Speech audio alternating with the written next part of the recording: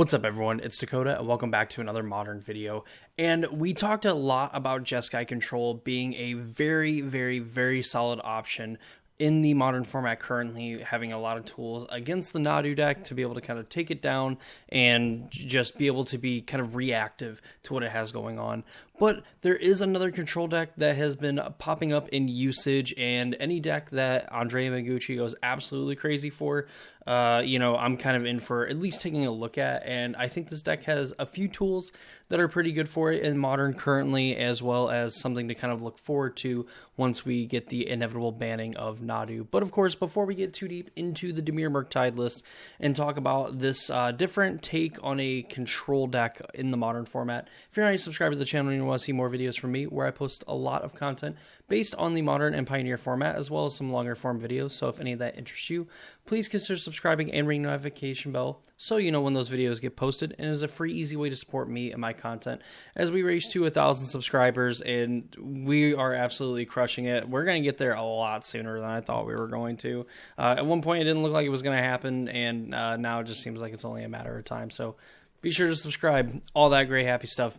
Support the content, support the channel, and we're going to be hopefully expanding even more and more as we kind of grow our channel. So with that said, let's go ahead and take a look at the Dimir Murktide deck. So for kind of the uninitiated, we had, Blue-Red Murktide was a very popular deck in Modern for quite a while. It was obviously based around this card, Murktide Regent, which is a 5 and 2 blue dragon with the Delve mechanic. So you can exile cards from your graveyard while casting this to pay for 1 colorless mana. It's a 3/3 flyer, at its base. And when it enters the battlefield, it gets a +1/+1 counter on it for each instant and sorcery card exiled with it. It enters the battlefield with those counters, so there's not ever a point to really destroy it, or I guess damage it with a lightning bolt if, it would get counters. It also has this extra line of text that says, whenever an instant or sorcery leaves your graveyard, put a +1/+1 counter on Murktide Regent. So this works very well with the card Psychic Frog, which is a new card from Modern Horizons 3. For a blue and a black, you get a 1/2 frog, and then whenever it deals combat damage to a player or planeswalker, you get to draw a card.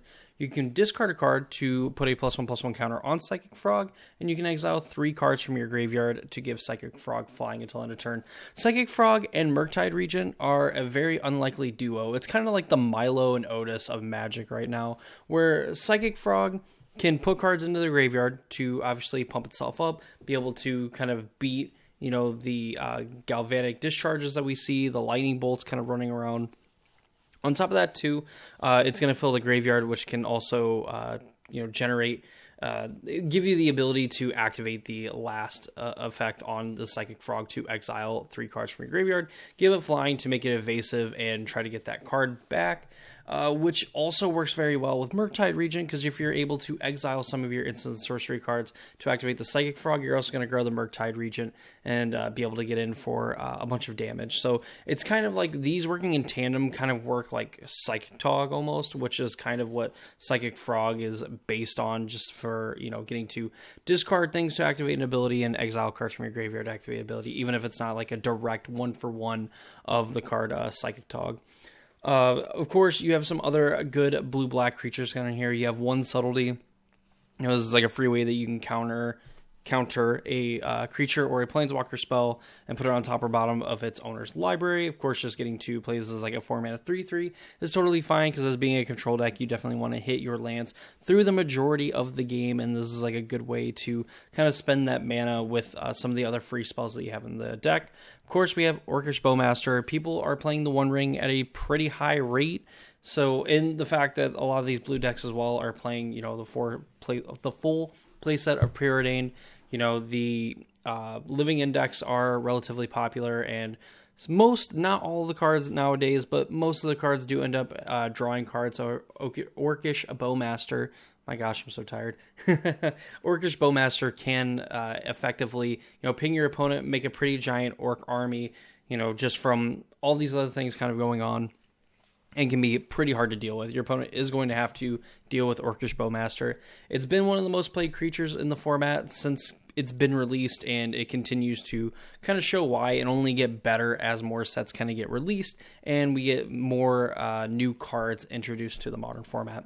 So we have our creatures. Obviously, the headliners of the show are Psychic Frog and Murktide Regent. You're going to be able to get Psychic Frog down early, kind of generate some advantage with it. It's going to end up outgrowing a lot of the things going on in the format. In fact, a real quick story. I remember Andre Mangucci made a tweet that said that his opponent tried to dismember Psychic Frog on turn 1 and literally discarded his whole hand to protect Psychic Frog, and then the Psychic Frog ended up winning the match. Of course, having a 5/6 on turn 2 is pretty nuts. That will definitely close out a game fairly quickly if your opponent is not able to effectively deal with it. And of course, being a control deck, from that point, you are able to adequately protect the Psychic Frog. And then you can also close out games pretty quick with Murktide Regent. That's kind of the idea. You're able to put a bunch of cards in the graveyard early. You're able to play a Murktide Regent on like turn 3, turn 4, and then be able to protect it. So how exactly are you protecting these threats that will eventually close out the game? So you have some pretty proactive things like Inquisition of Kozilek. You look at your opponent's hand, you choose an on-land card with mana value 3 or less from it. That player discards that card. A lot of the cards are mana value 3 or less in the set. This also allows you to kind of save on life, where Thoughtseize might put you in a little bit of a predicament. Playing less discard spells. I think historically you would see in like these kind of mid-range / control decks, you would see anywhere from like 5 to 7 discard spells, and this is only playing 3 in the just the 3 Inquisition. I think playing Thoughtseize is going to kind of hurt you a little bit more, just because you're going to try to get into some racing situations thanks to Psychic Frog and Murktide Regent. So I think every point of life is kind of going to matter in those matchups. So Inquisition also just ends up hitting a lot of the things that you care about anyway, because you have other things to deal with, the more expensive things, and you're also going to gain a lot of tempo from there. So I think kind of all those things considered, I think Inquisition is a very good discard spell. Kind of weird only seeing at 3 copies, but that's just probably magic of old, where again you're kind of playing a little bit more discard spells because you have different ways of kind of getting rid of them or finding value elsewhere, even being able to discard them to Psychic Frog. But you obviously want all your spells to also have some utility as well. So you can be pretty proactive with Inquisition of Kozilek. Ideally, of course, you are going to be more reactive to where your opponent's going on. So you have like Fatal Pushes for some of the early creatures, so you can clear the way for Psychic Frog. You have Spell Pierce and Spell Snare, Counterspell, and Archmage's Charm, and Force of Negation as these kind of as your counter spells. So you just have actual factual counterspell. Draw on the Lock is going to be a removal spell and a counter spell, as long as your opponent has enough cards in their graveyard. I believe playing in like the Mirror and things like that are going to be pretty difficult with Draw on the Lock, so you see kind of just one copy of this. But a lot of the time against most of the other decks, you're going to be able to Draw on the Lock just about anything. Also probably pretty annoying against the decks that play Flage as well, because they're just going to more than likely be able to nuke their entire graveyard for a Draw on the Lock, and it's going to make it look pretty silly when you want to counter the escaped Flage and they have no graveyard. But nonetheless, as one copy, it is totally fine. But it does get to pull double duty as a counterspell, a potential counterspell or removal spell. You have Archmage's Charm, which is a card that people have played for quite a while and has kind of stopped seeing play. But in this deck, it ends up being pretty good. So for 3 mana, you can choose one. You can either counter a target spell, target player draws 2 cards, gain control of target non-land permanent with mana value 1 or less. This could be kind of a way that you can be a little sneaky with like a Shuko or your opponent's like Mana Dorks in play, where you can just kind of like steal them. And I think the Shuko is probably more of an attractive option, just because that's like the thing that they go and get way easier than in the Nadu decks and everything like that. So definitely kind of a sneaky mode for this card, but a lot of the time I could definitely see this being used as a counter spell, or just getting to draw 2 cards to kind of like get yourself back up on cards. It's also a way that then in theory you could put 2 counters on Psychic Frog and then give it flying as well, because you have the charm in the graveyard plus the 2 cards that you draw off the Archmage's Charm. So something that like could happen. That's definitely a way that you can end up pushing a ton of damage and kind of using Archmage's Charm as like a secret fourth mode, if you will, of just like being a pump spell if you have a Psychic Frog on the battlefield. Of course, Force Negation, if it's not your turn, you can exile a blue card from your hand rather than paying its mana cost. Counter a target non-creature spell, and if it's countered this way, it's exiled instead of putting it into its owner's graveyard.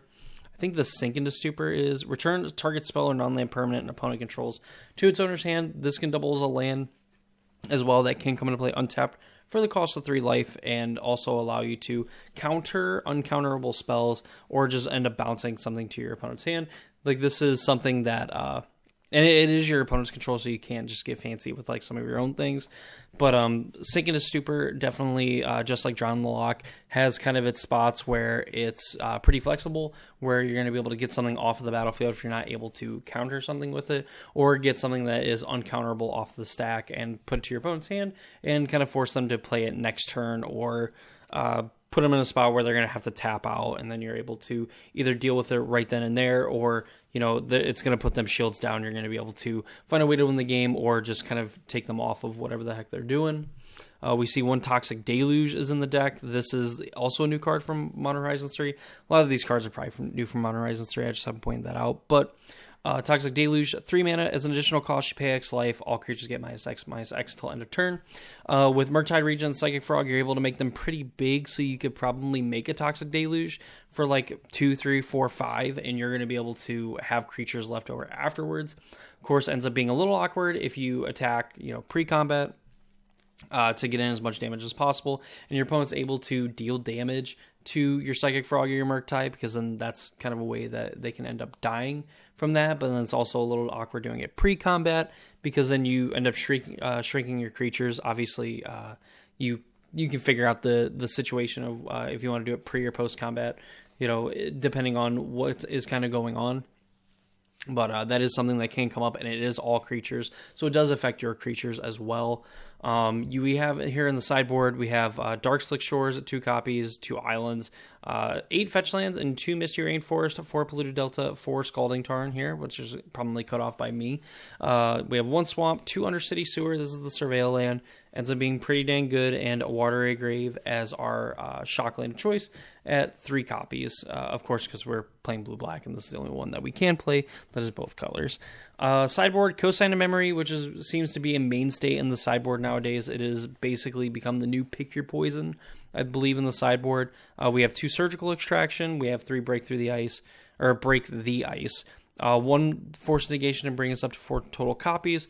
Harbinger of the Seas, Narset Parter of Veils, Toxic Deluge, 2 Subtlety, and a Shadow's Verdict, which is interesting, and I think that this is kind of a concession to Nadu in a way, where you exile all creatures and planeswalkers with converted mana cost 3 or less from the battlefield, and all creatures and planeswalkers with converted mana cost 3 or less from all graveyards. This is also a sneaky way, too, that you can hit Flage out of the graveyard, since it does cost 3 to actually, to play Flage, even though it's 4 to escape it.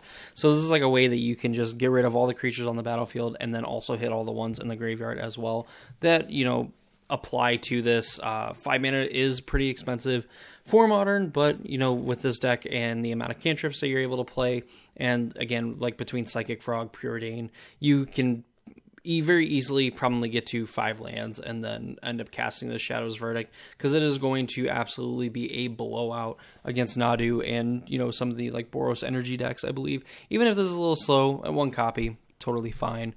What I find interesting as well, Harbinger of the Seas, I've seen some decks playing 2 copies of this on the sideboard. Maybe you go down like a second Break the Ice and play, 2 Harbinger of the Seas. And this obviously being pretty good for this deck, because a lot of blue mana is in this deck with very few black pips in the deck. So you can just end up going and fetching your swamp early, playing this Harbinger on turn 3, and then just kind of, go into town on your opponent with Psychic Frog and Murktide Regent. We know that these kind of like Blood Moon type effects, you turn on basic lands into a certain land type, is pretty dang good. And Harbinger of the Seas has also proved that it is a very good card to be playing in Modern, not just in the Merfolk deck, but anyone that's just trying to kind of knock their opponent off of, their mana, color screw them, or just, make it very inconvenient for them to try and enact whatever combo or whatever game plan they have going on. And, you're able to beat down with Frog and Murktide Regent to end the game very quickly. And that is the Dimir Murktide deck for the modern format. This deck is sweet, and I feel like I say that about like all the decks because I like to go over the decks that I think are pretty cool or worth talking about. So this is a very different deck from the Jeskai control decks that we see, because I think the Jeskai control decks, although we know that they're playing Force of Negation, we know they're playing Counterspell, I think they're a little bit more proactive. We see 3 to 4 copies of the One Ring in the Jeskai decks. We see Flage, we see the Energy Wrath, we see Galvanic Discharge, we see Tune the Narrative, things like that. I think it is definitely, at least feels like more of like a proactive control deck. Where, again, we know that you're playing counterspells and stuff, that those are reactive cards.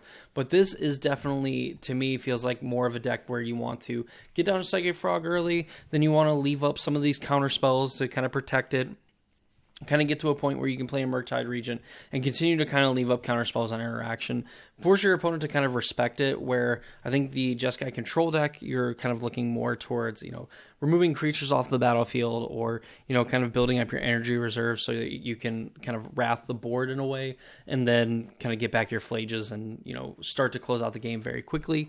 And while this deck does have its own mode of being able to go from defense to offense almost pretty quickly, 0 to 100 real quick, I think that this deck just kind of goes about it differently, even if, sort of kind of it plays inherently the same. Just definitely, I think, a different mindset that you have going into it. I think if you want to play Jeskai Control, you're going to be a little bit more proactive than reactive, and I think this deck you're going to be a bit more reactive than proactive.